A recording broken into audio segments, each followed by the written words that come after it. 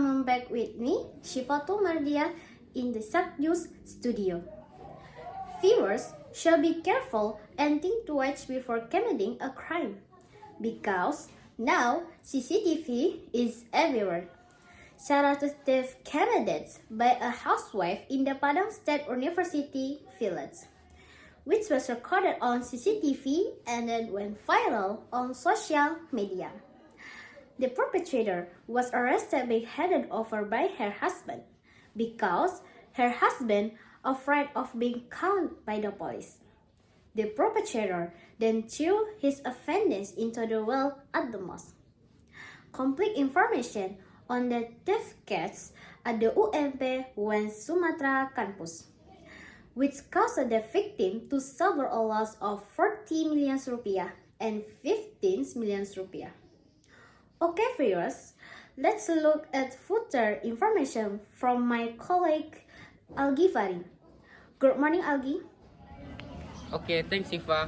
Viewers, after receiving information from the perpetrator's husband, the police finally arrested the suspect in his rental house, Lubek, Padang District, West Sumatra. The police immediately conducted a search to find evidence stolen by the suspect with the initial MR. This 37-year-old woman admitted that she had found evidence into the Moscow well in the Anduring area, Kuranji sub-district, because she was afraid of being caught by the police as a result of the viral video from her death. The police went to the scene and managed to secure a number of pieces of evidence in the form of a laptop, cell phone, and belonging to the victim. Together with the evidence, the suspect was taken to the North Padang Police to undergo further legal proceedings. Okay, right now I'm with Miss Rea. Hello, Miss Rea. Oh yeah, Hello, how are you today? I'm fine, thanks. Okay, how are you respond the incident? My response, the perpetrators become an opportunity. The room coincidentally the vice dean, Miss Juliana opened it. While she was praying, the perpetrators took the victim back, to which was on the care, and straight off of the campus. Outside, there are already waiting for the perpetrators. Okay, thank you for your time, Miss Rea. You're welcome. That's the report that I can convey. Thank you. Back to Siva in the studio. Thank you, Algi. Okay, viewers, that's the news I can convey today. Be aware of your surrounding because theft can happen anywhere. I am Shifatul Mardia at the studio Isak News. Thank you for listening and see you soon.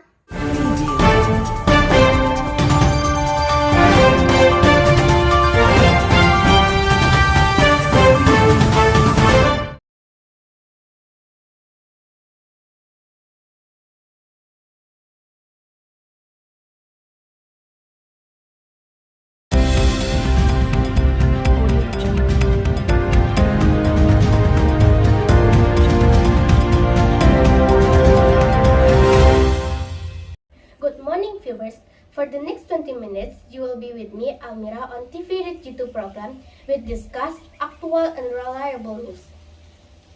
The motorcycle taxi driver died with discovery of a cut wound to the neck. The victim was the victim of a robbery. This middle-aged man was allegedly robbed on a quiet road and far from residential areas in the Pagadang area of Tangerang, Banten. Previously, the victim allegedly resisted what he was about to be robbed. The perpetrator of the robbery was also known to be disguised as passenger. The police from the Pagadangan police station are still collecting evidence and witness testimony at the scene to find out the actual incident. The police managed to arrest the perpetrator of robbery of a motorcycle taxi driver who had occurred in the Pagadangan area of Tangerang Regency. The perpetrator then also had to be shot because he tried to escape when the police were about to arrest him. The perpetrator with initial PP who pursued and robbed the motorcycle taxi driver and had to be shot because he tried to escape. He and his former friend were arrested on Sunday afternoon in the Barito Park area of Kebayoran Baru, Jakarta. From the result of the temporary investigation, the perpetrator motive was due to economic factor and the plan was that looted water bag would be sold and the money would be used to meet the needs of daily life. The mode used by the perpetrator is to pretend to be a passenger in a quiet place and they pretend to drop the cell phone charge and ask the victim to stop. That's when the perpetrator suddenly called persecute the victim until he fell and took away the victim's motorcycle. Well, this news will be continued by my colleague Kaira at the scan. Hello, here with me.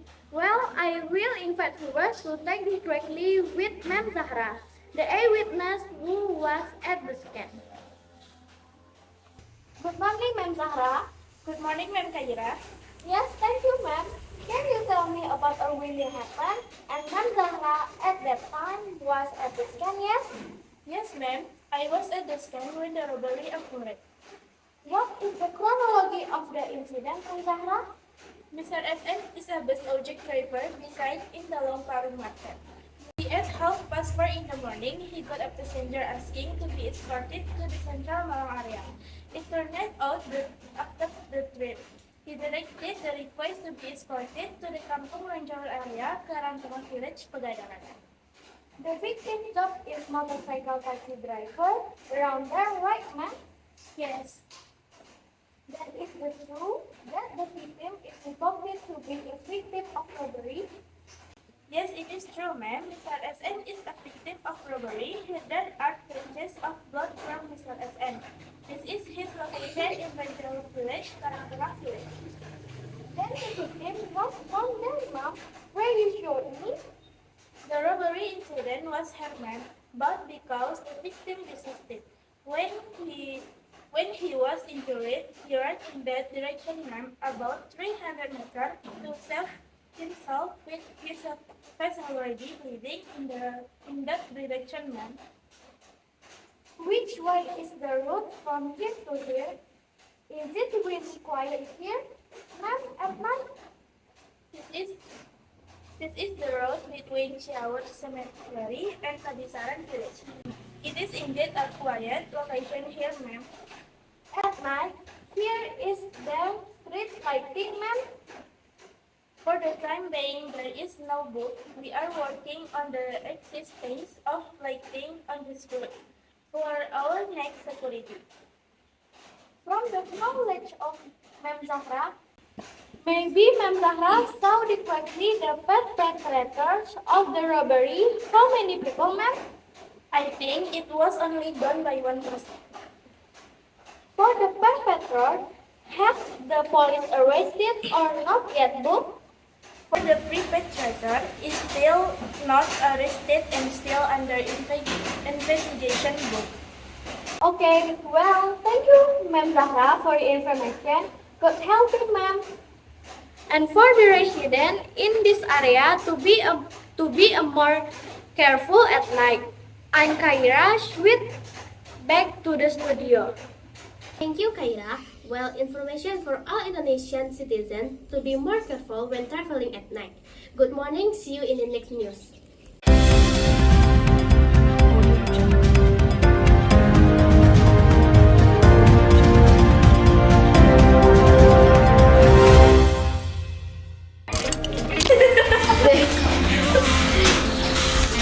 Right in the Long Paring Market. He is a victim of robbery. Here there are Ma'am, can you tell Hello, here with me.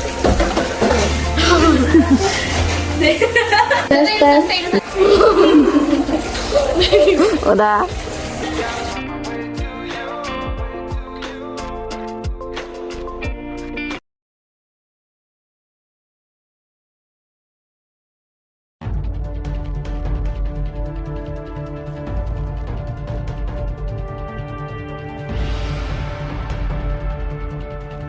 Good morning, people. Welcome back to Nat News, and as usual, we will be delivering you the latest news of the day. Today's main news is about a flood disaster that submerged a number of residents' houses in Padang Pariaman people were reported dead because of the flood and landslides disaster. The natural disaster that occurred on Monday, 23 January 2023 was triggered by heavy rain. The flood, with about 1 meter high, is still inundating certain areas, especially those nearby the Batang Tapakis River. One of them is in Nagari Tapakis, Kecamatan Ciptoga, Kabupaten Padang Pariaman.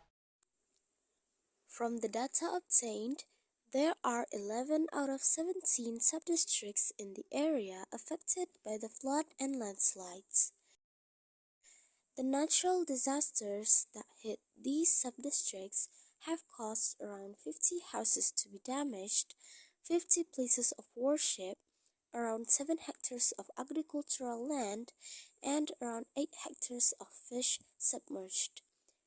In addition, several sections of roads such as the Padang Pariaman Agam Road in Sungai Geriging District and the connecting road in Nagari Bisati were blocked by landslides. Meanwhile, in Padang, Sumatera Barat, flood occurred at Batu Busua, Kecamatan Pauh. This flood hit residential area and submerged dozens of residents' houses near the Batu Busua River. Shortly, we will be going live to our reporter in the area. We are connecting to Nadia, who is in Padang right now. So Nadia, can you explain how the situation is now? Well, Haura, as can be seen, the flood in this place is still quite high, because the river water here is still overflowing. Now I am already with one of the residents who affected by the flood. So ma'am, can you explain how this situation started to spread into people's houses? Yeah, so I was in the house. Then the water just suddenly came, so I didn't have time to get out. I looked outside. There were already a lot of motorbikes sitting on the roof. Some cars and motorbikes were washed away by the water. But ma'am, is this the first time something like this ever happened? Actually, flood has frequently occurred in this area due to the narrow capacity of the river water, so that it doesn't run smoothly. Are there many resident houses submerged in these floods? Almost all of the houses here were submerged in the flood. So ma'am, has any aid arrived and been received by the residents? Yes, on Tuesday morning, the Disaster and Logistic Division of West Sumatra Regional Disaster Management Agency had sent logistical assistance in the form of bedding, blankets, up to 19 kg of rendang to help residents affected by this natural disaster. As for the residents who were trapped in the flood, they were evacuated to a safer place. I feel like they were always ready to send logistical assistance to disaster-affected areas who needed it. Okay, thank you very much ma'am for the explanation. Now, back to the studio. Okay, thank you Nadia for the information. And now we are back to the news. After being hit by the floods that occurred in the Batu Busua, Padang, people started cleaning their houses from the muddy puddles brought by the river water. Until now, they still need clean waters because their waterways are polluted by mud. Alright viewers, that was the news for today. Don't forget to stay safe as flood can strike anywhere. That's all from me. I am Paula. Thank you and see you next time.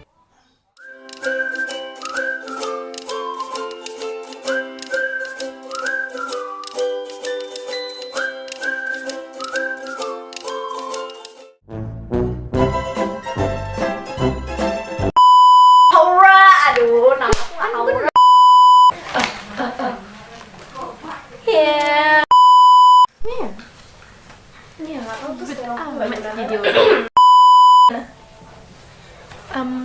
Nggak mau.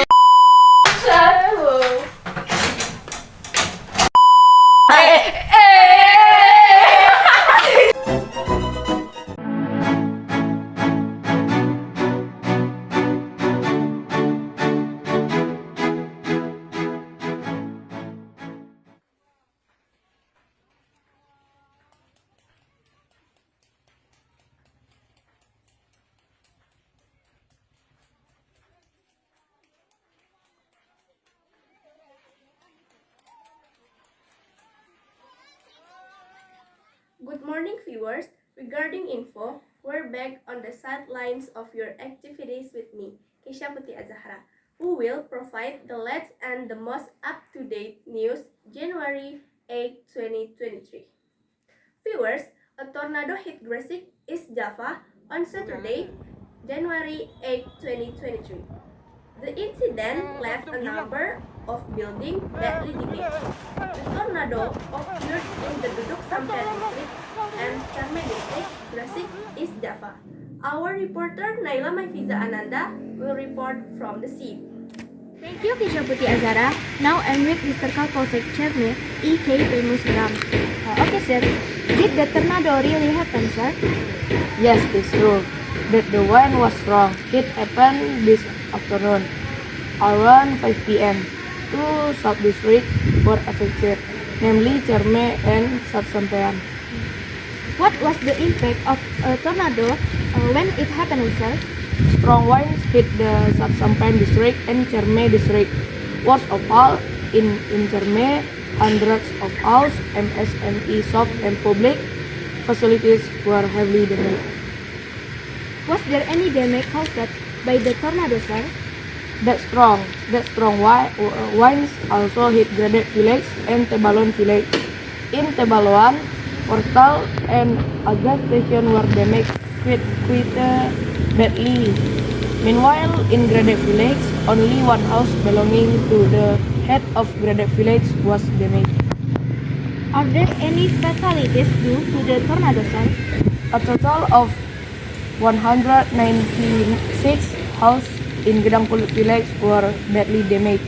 There were no public facilities and victims. Thank you for the information, sir. I am Naila Maifiza Ananda to report back to Keisha Putih Azara in the studio. Okay, thanks Naila for the report. That's all the news for today. See you in the next news on Ananda TV.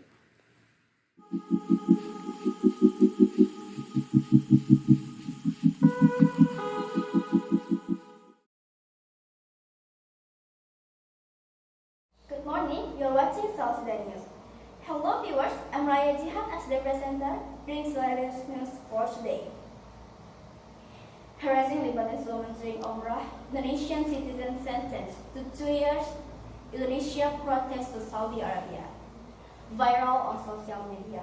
An Umrah pilgrim from Indonesia, Muhammad Said, 26 years, was sentenced to 2 years in prison in a case of harassment of a female pilgrim from Lebanon in Saudi Arabia.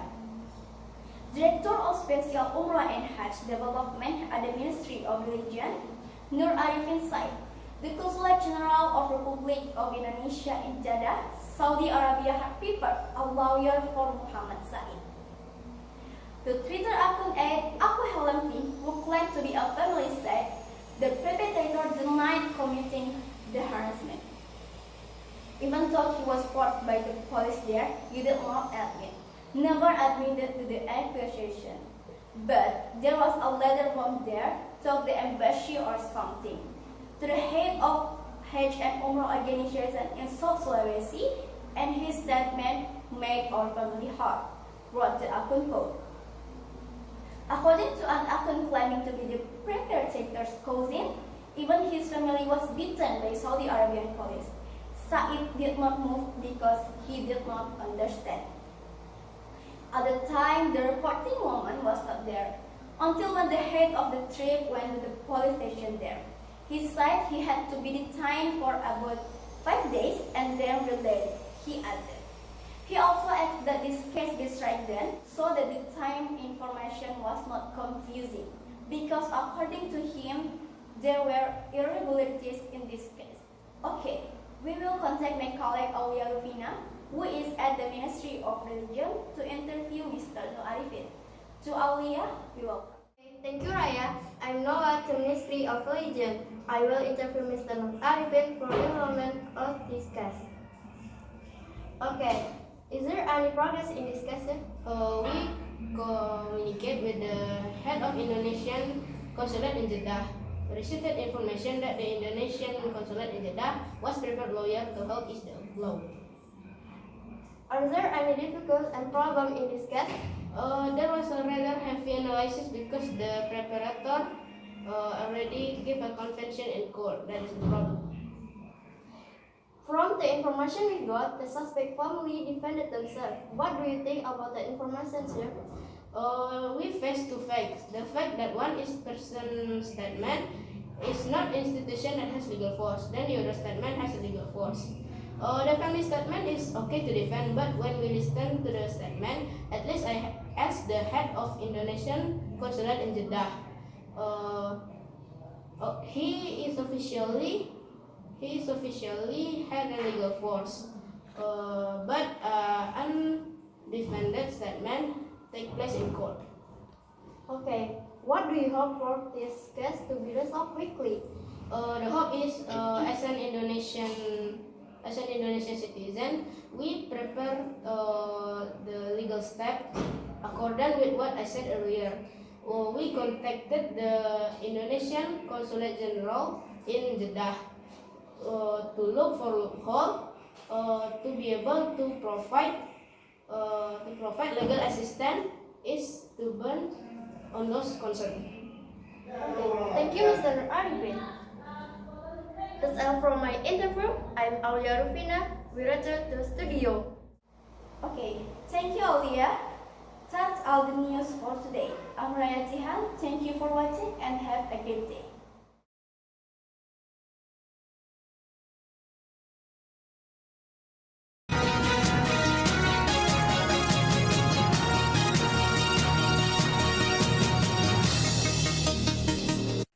Assalamualaikum warahmatullahi wabarakatuh.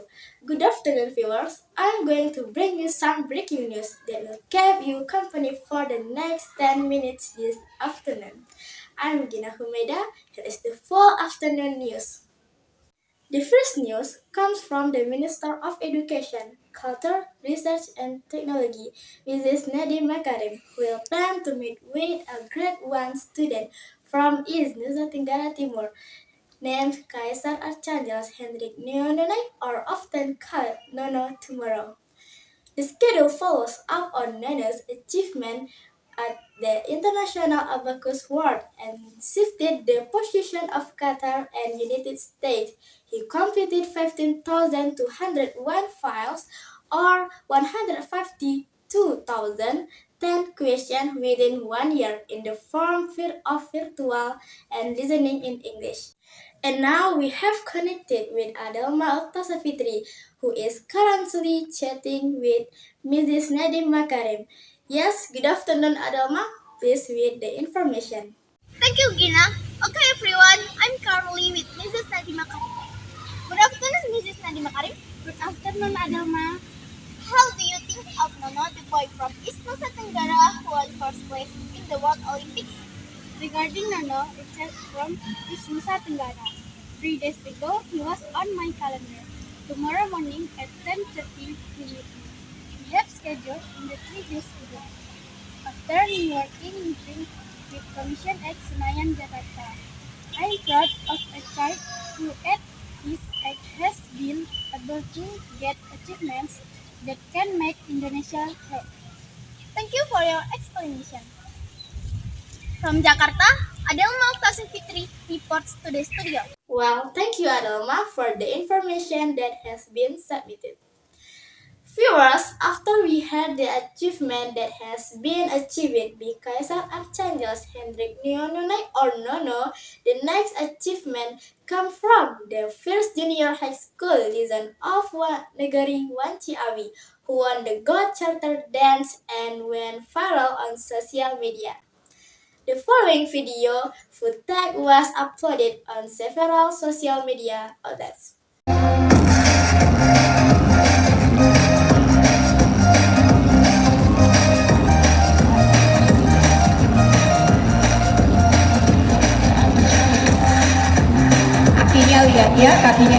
The following is a video recorded by Adelma Oktasafitri when she met Mrs. Nadiem Makarim. What efforts are made at the National Achievement Center? The National Achievement Center not only hold various competitions, but they also identify talent and then give them time. Thank you for your explanation. This is information I can convey. From Play TV, report. Thanks, Adelma, for the information. Viewers, it doesn't feel like 10 minutes we have been accompanying you this afternoon. Keep your health because healthy is more expensive than money. I'm Gina Humeda and a number of the crew on Dati say goodbye and see you next time. Oh, I'm a ticker too. Mistake after mistake, it's safer if I distance myself. If there's a way for me to not do what I have done for so long. Don't be sorry if you know that I'm lonely. I hope that you know me well enough to understand.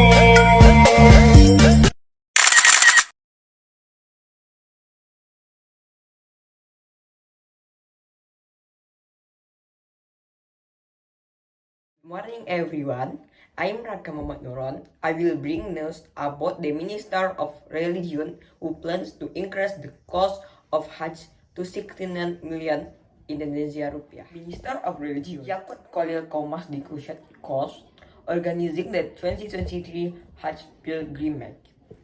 It is said the congregation will bear a cost of 69 million Indonesia rupiah. This was conveyed by Yakut in a working meeting with Commission 8A at the Parliament Complex Senayan, Jakarta, Tuesday, 18th. So, the Benefited Fund, or in common language people often cited, the subsidy has been reissued. Only 30% is left. The 70% is the responsibility of the congregation, said Yakut after the working meeting. Yes, compared to last year, it is beginner. He continued by the TICOM. Regarding additional quiz for the more, Mihek Yakut Kolikomas cited next month his party will resize confirmation whether the Hajj quota for Indonesia could be increased or not. So that's bits of news. Let's ask Nava what the citizen think to Nava. Thank you, Raka. I have been with one prospective pilgrimage and want ask about their response. Excuse me, may I know your name? Yes, my name is Zed Avanisha. What do you think about the increase in Hajj prices? I honestly shocked. Whether the increase in the price of this pilgrimage makes your pilgrimage intention down?